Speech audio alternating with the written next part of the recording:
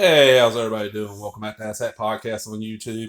Yeah, it's a comic, but this is a comic that would appeal to non-comic people. This is Red Heat, baby.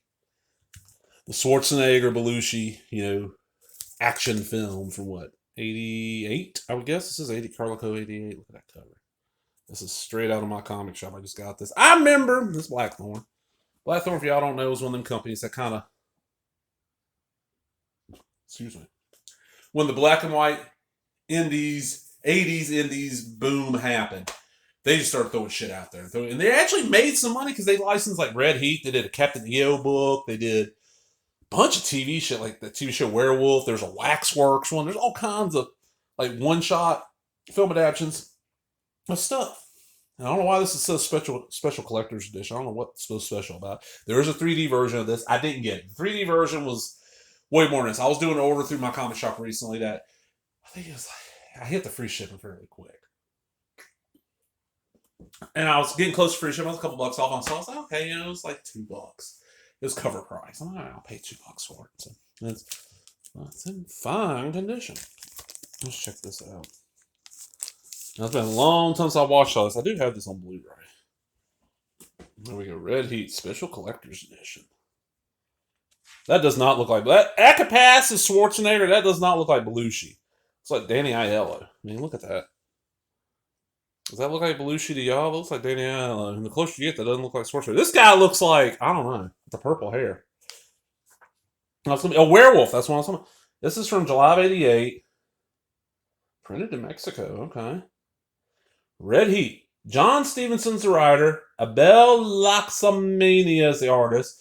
David Cody Weiss is the letterer. Adapted from the screenplay by Troy Kennedy Martin and Walter Hill. I forgot Walter Hill did this. And it starts off like the movie. Schwarzenegger's over.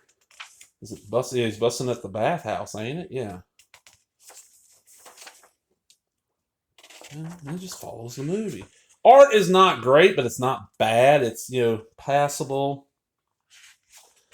Now, this is 88, so you're paying $2 for a comic that, normal comics are probably 65, 75 cents, and maybe 55. I need to find out exactly what your shit. Now, it's an indie, so you're going to pay more. So you figure $1, and you're paying $2. It's black and white. The art isn't that great. Like, look at that. It's like, oh, come on now. But I've seen a lot worse. And this is one of those books that, you're crazy Schwarzenegger fans. Oh, one, they'll pay $5. There's a lot of these books, especially a lot of these licensed books from the 80s where to your average comic collector, they're worth cover price, maybe a little bit under, a little bit over, like $1 over, $1 under. You go to these certain, because I remember this happening back in the 80s and 90s with the Gold Key, Whitman, stuff that nobody back then wanted at comic convention. You go to like a TV convention, something like that, and they'd have, long box full of Bugs Bunny issues, $5 a pop, and people were just snapping them up, and they were beat the hell and back. They're really racked up copies. I love this scene with him lifting all the weight. He's like, oh.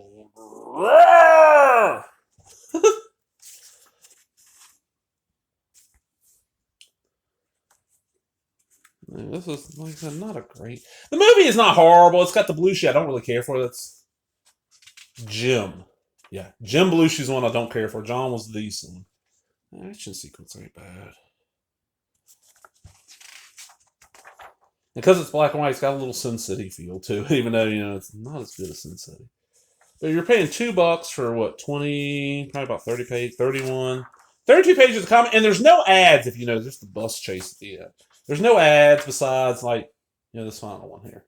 And talking about the 3D one. And then they have Rainbow 3 in 3D. This time it's for a friend. Bruce Jones does the adaptation. Del Barris does the art. 3D is Bob and Nancy Fritsch. Original script by Stallone. 88. That was $2.50 for a 3D comic back then. Wow. Go ahead and put this up. But yeah, I like getting little odd shit like this every once in a while. Just something to stand out in the collection. There's only so much superhero shit you can read. But yeah, fucking Red Heat. I'd actually forgotten about this movie until last year, sometime 2020, sometime.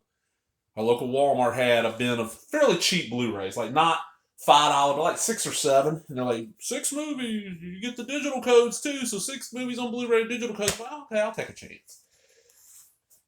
Because as of right now, we only have one working Blu-ray player in the house. It's not in the living room, it's in my room. But if I get a digital copy, we can do Voodoo in every other room. So, yeah, hey.